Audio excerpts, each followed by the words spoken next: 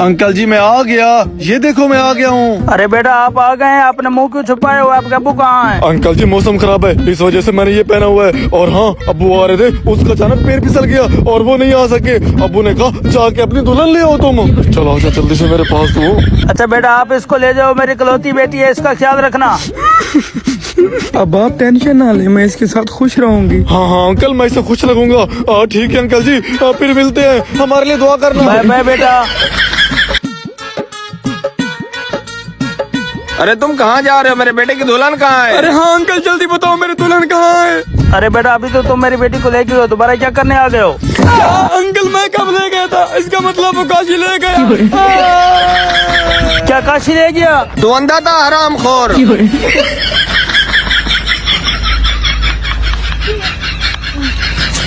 आयो रे माँ।